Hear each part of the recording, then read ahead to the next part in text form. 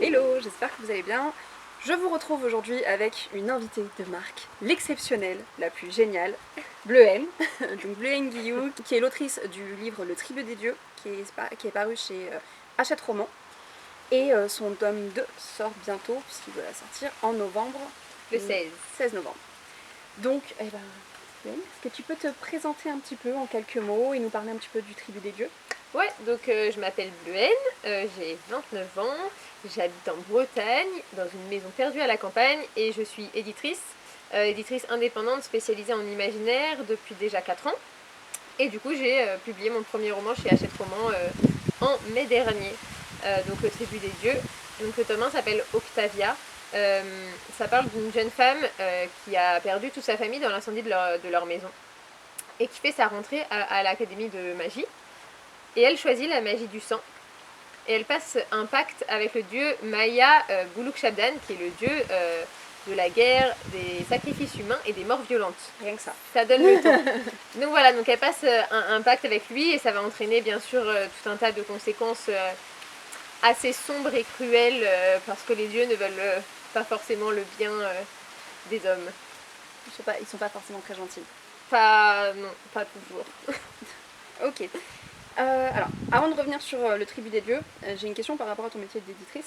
Est-ce que, du coup, le fait que tu sois éditrice a eu un impact sur ton approche de l'écriture? Ouais, forcément, parce que je pense que ça l'a professionnalisé très rapidement, bien plus rapidement que d'autres auteurs ou primo-auteurs. Parce que moi, même si j'ai publié qu'un seul roman, j'en ai publié beaucoup plus en tant qu'éditrice, donc je sais déjà comment le marché fonctionne, comment le système fonctionne, qu'est-ce que je peux attendre d'une maison d'édition.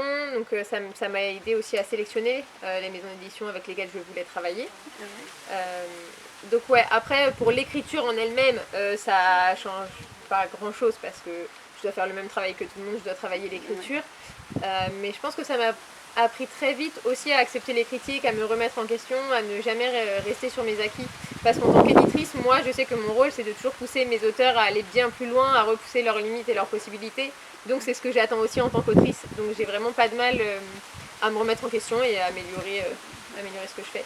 Et du coup, avoir un premier roman bien plus abouti, c'est que ça. tu n'as pas présenté tant qu'il n'était pas vraiment... C'est ça, c'est pas le premier que j'ai écrit, mais c'est le premier que j'ai envoyé, parce que du coup, je sais faire la différence entre ce qui n'est pas publiable et ce qu'il est, et donc forcément, j'ai signé rapidement, parce que en fait, juste, je sais juger.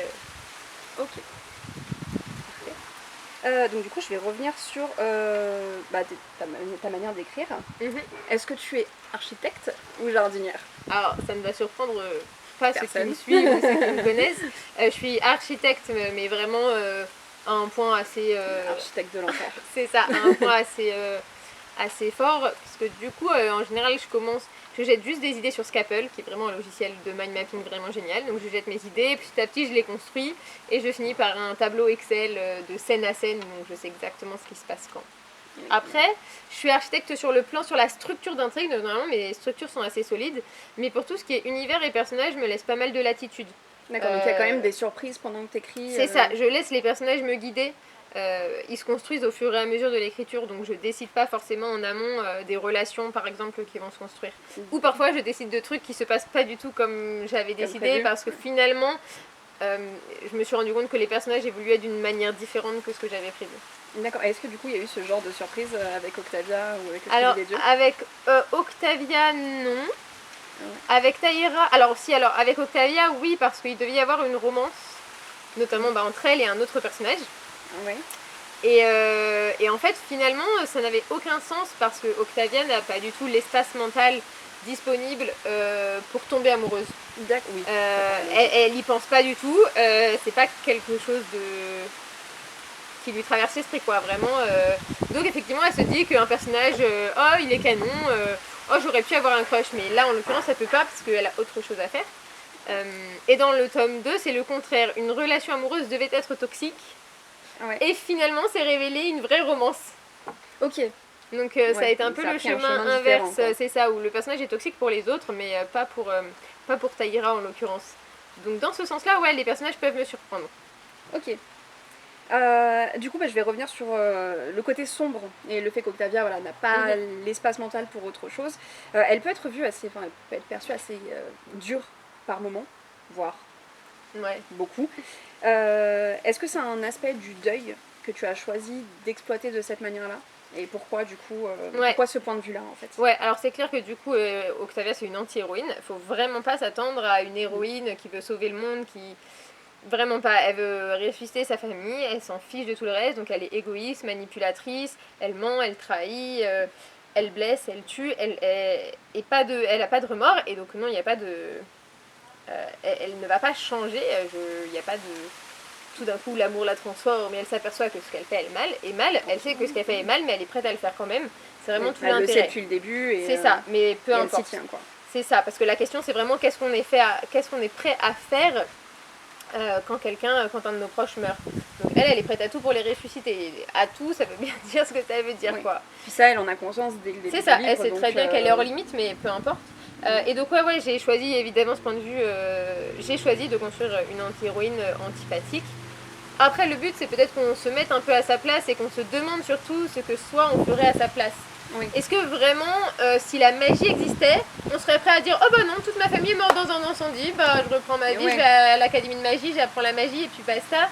Oui, je pense pas. Avec un deuil aussi fort, aussi brutal en plus, c'est très brutal, c'est très violent. Et la magie existe. Et forcément, comme il y a une solution à portée de main, c'est ça. Est-ce que vraiment le deuil est déjà difficile à faire dans la vie actuelle. Oui. Donc dans un monde où la magie existe, moi je peux faire le deuil en se disant j'ai pas fait tout ce que je pouvais. C'est ça. Ouais. Donc c'est toute la question. Voilà. Et donc moi c'est ça, c'était toute la question de jusqu'où aller.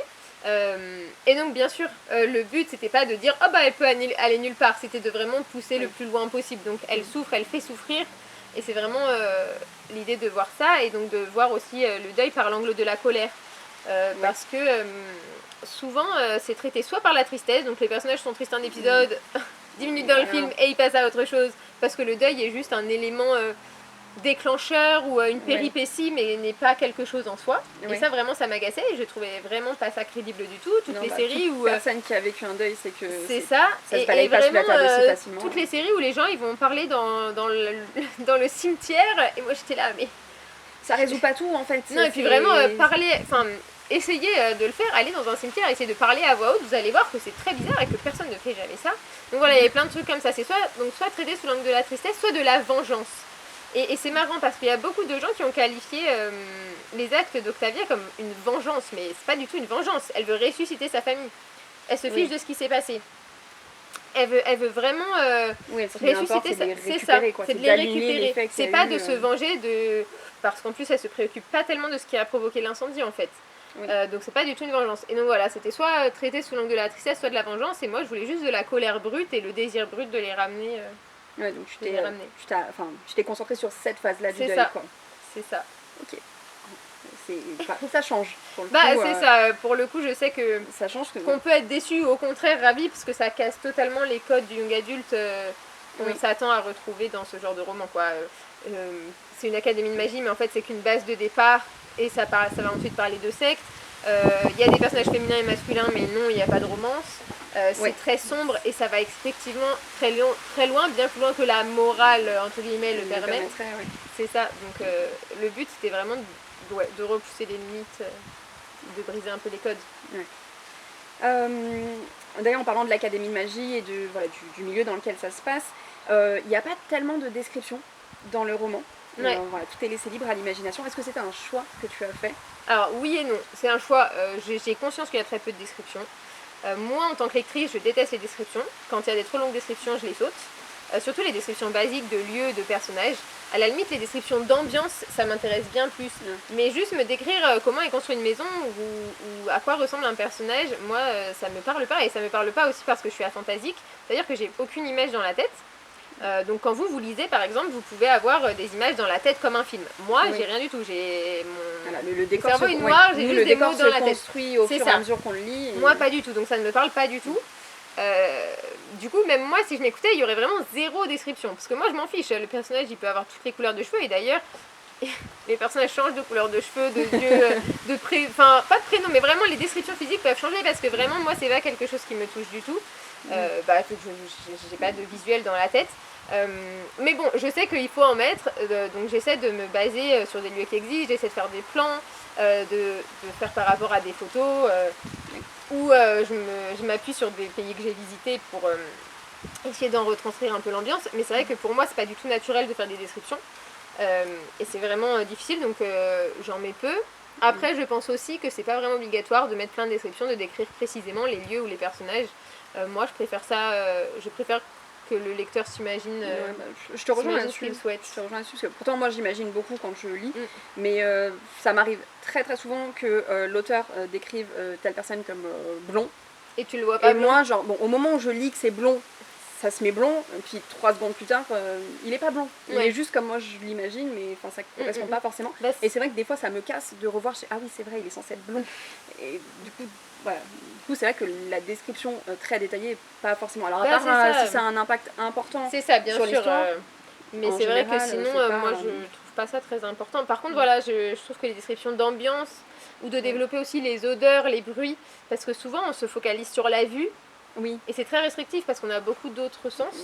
Ouais. Et donc j'essaie, en tout cas, après c'est toujours pas très naturel, donc c'est un travail que je fais sur moi, mais de décrire aussi, et c'est ça, par les autres sens, et notamment l'odeur et l'ouïe, parce que c'est des sens forts aussi. Ok. Tu parlais de voyage et d'ambiance. Est-ce que tu as des anecdotes qui puissent concerner l'écriture du Tribut des Dieux ou des anecdotes une fois qu'il est sorti, donc peut-être par rapport à des voyages ou par rapport à autre chose, selon ce qui t'a inspiré, etc. Anecdote avant ou après sa sortie? Une anecdote. Alors, il devait y avoir un personnage supplémentaire dans le Tribut des Dieux. Un personnage masculin qui s'appelait Léopold. Et en fait, je me suis aperçue quasiment à la fin de. Enfin, ouais, en cours de rédaction, c'est comme si détaillé qu'il ne servait à rien, à part être le crush de Théodore. Et du coup, je me suis dit, je peux pas le laisser juste pour ça. Ouais. Il ne sert à rien, l'intrigue. C'est très utile.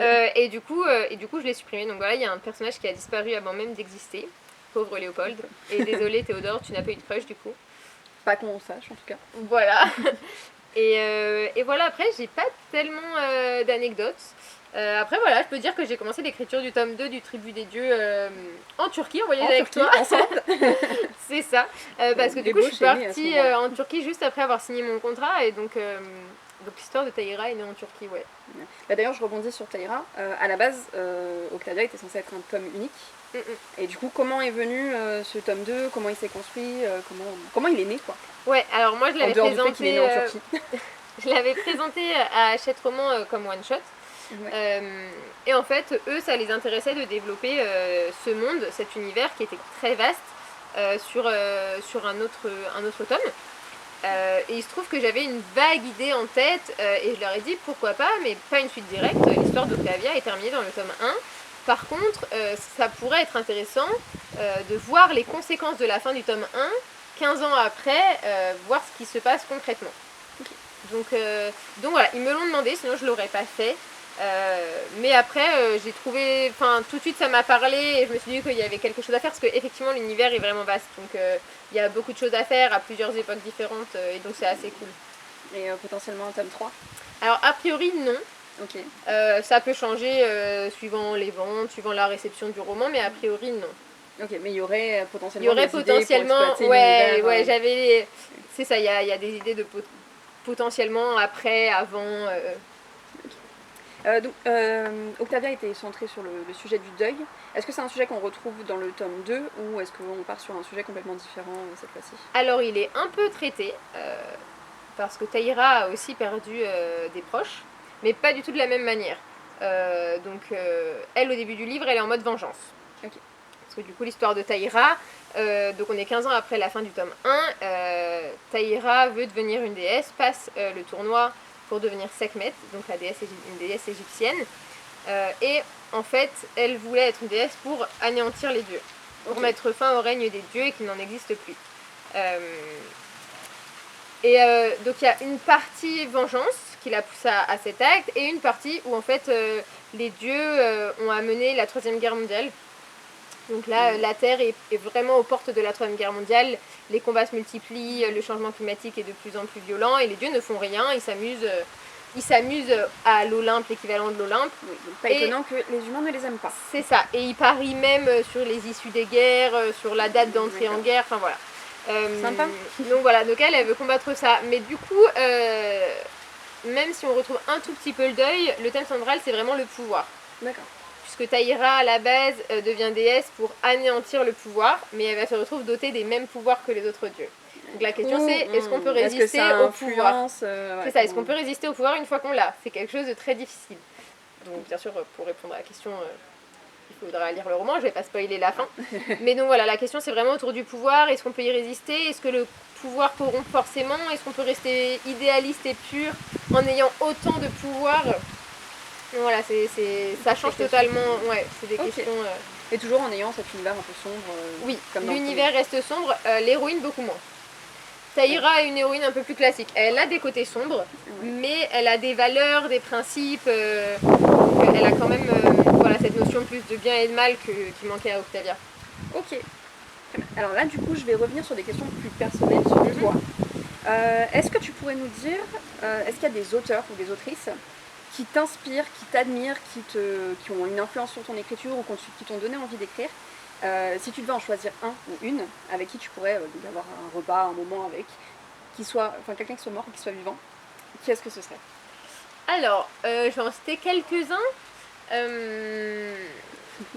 Du coup, on ne peut pas répondre à un seul. C'est clair. En premier, il y a Suzanne Collins, donc l'autrice de Hunger Games. Parce que j'avais un peu arrêté de lire pendant mes études supérieures et c'est la sortie de Hunger Games qui m'a remis dedans. Où vraiment j'ai dévoré les 3 et c'est ça qui m'a vraiment fait replonger dans le young adulte imaginaire et qui m'a fait écrire. Donc voilà, Suzanne Collins. J'ai l'impression qu'elle a ouvert les portes à pas mal de lecteurs sur cet univers-là. C'est clair. Ensuite, il y a Pierre Bottero évidemment, avec Elana surtout, moi qui m'a marqué. C'est trilogie préférée. Ouais, c'est le premier auteur duquel j'ai eu une dédicace. Et il m'a dit que Bleuhen était un prénom de princesse à la Vyrienne et il m'a demandé s'il pouvait le réutiliser. Et ensuite il est mort. Ouais, mais c'est un très très beau souvenir. C'est un beau souvenir. Une belle anecdote pour le coup. C'est ça. Et ensuite en autrice française il y a aussi Aurélie Wallenstein dont j'aime beaucoup l'écriture. Ça ressemble un peu, c'est ça, c'est très sombre. Elle ose tout aussi, elle ose aller très loin et repousser les limites et je trouve ça vraiment hyper intéressant. C'est vrai qu'on retrouve ce côté où les héros sont pas forcément des héros. C'est ça. Où les limites sont très floues. C'est ça, avec des univers qui sont complexes mais qui tiennent en one shot. Enfin vraiment, j'aime beaucoup l'univers d'Aurélie Wallenstein. Mais si je devais choisir un pour dîner, étant donné que je peux manger avec Aurélie, j'étais déjà mangé avec Aurélie. Déjà fait. Ça serait Suzanne Collins du coup parce que j'aimerais beaucoup parler avec elle des mécanismes de Hunger Games parce que il y en a qui voient juste un roman pour enfants mais vraiment pas du tout. Il y a plein de choses qui sont évoquées et que je trouve hyper intéressantes. La propagande, les mécanismes d'une révolution. Puis c'est une structure aussi de dystopie qui a été beaucoup reprise derrière aussi. Vraiment les bases qu'elle a données, qu'elle a mises, qu'elle a reprises, mais à sa manière, ont été derrière beaucoup reprises. Donc j'aimerais beaucoup discuter avec elle de son œuvre. Alors, du coup, une autre question qui n'a rien à voir mais que j'adore poser, que je trouve très révélatrice. Est-ce que tu connais ton animal totem ? Alors, j'aurais dit non jusqu'à il n'y a pas longtemps, mais du coup j'étais à Bali en juin et j'ai nagé avec des raie manta. Donc je dirais, la raie manta c'est vraiment un animal hyper... alors bon, déjà il vit dans les eaux chaudes peu profondes, donc ça me correspond bien, c'est ça, il faut que minimum de température. Et c'est vraiment un animal... Et du soleil. C'est ça, un animal qui est en même temps sauvage et qui est en même temps facile à approcher, on peut facilement nager avec lui, mais il garde ce côté sauvage et dangereux. Et très indépendant aussi. C'est ça. Et puis c'est un animal majestueux quoi. Tellement beau, voilà, c'est juste c'est ça. C'était vraiment le rêve de nager avec, tant que m'en suis fait un tatouage. Je vous montrerai. Très beau tatouage. Donc voilà, je dirais la raie manta. Ok. Je sais pas si c'est une réponse, un choix qu'on fait souvent la raie manta. Non, c'est justement c'est pas forcément un animal auquel on pense, mais du coup je trouve que ça en dit beaucoup, ça en dit long. T'es pas un chat ou je ne sais trop quoi. J'aurais pu, mais non. J'avoue la raie manta c'est stylé quand même. Ouais, j'avoue. Là on arrive sur la dernière question et est-ce que y a une question justement qu'on te pose souvent, parce que là ça fait quand même pas mal de temps que tu te retrouves à être passé de l'autre côté des interviews, parce qu'au départ en tant qu'éditrice c'était toi qui avais tendance à poser des questions, maintenant on te les pose depuis la sortie du Tribut des Dieux. Et est-ce qu'il y a une question que t'en as marre qu'on te pose ? Je pense les questions qui tournent autour de l'inspiration. Donc pas forcément l'inspiration qui donne naissance à un projet, mais l'inspiration en cours d'écriture. Comme si, oh là là, alors comment vous gardez l'inspiration comment est-ce que vous faites pour ne pas être victime du syndrome de la page blanche, ce genre de questions. Et pour moi, en fait, l'inspiration n'existe pas. C'est du travail, c'est de la régularité, c'est se mettre tous les jours devant son ordinateur et se dire, bah aujourd'hui j'écris. Donc en fait, c'est se professionnaliser dans l'écriture. Ouais, puis en étant architecte, du coup, forcément ça aide, parce que c'est ça. Le projet est déjà construit, donc c'est ça. Et quand tu te mets devant ton ordi pour écrire, tu sais déjà ce que tu vas écrire. C'est ça. Donc effectivement, j'ai jamais souffert de la page blanche. Et puis voilà, pour moi, ça relève un peu trop du mythe du génie auteur qui a besoin de souffrir et d'écrire en pleine nuit à la bougie. Voilà, et moi j'aime pas ça du tout. Pour moi, on se professionnalise et donc oui, il y a un côté très carré, très pro à écrire quoi, finalement. Ouais. Ok, et est-ce qu'il y a une question qu'on ne t'a jamais posée ou très peu posée et que tu aimerais bien qu'on te pose ou juste tu aimerais bien y répondre? Ouais, alors c'est vrai que souvent en interview, forcément, ça se focalise sur moi.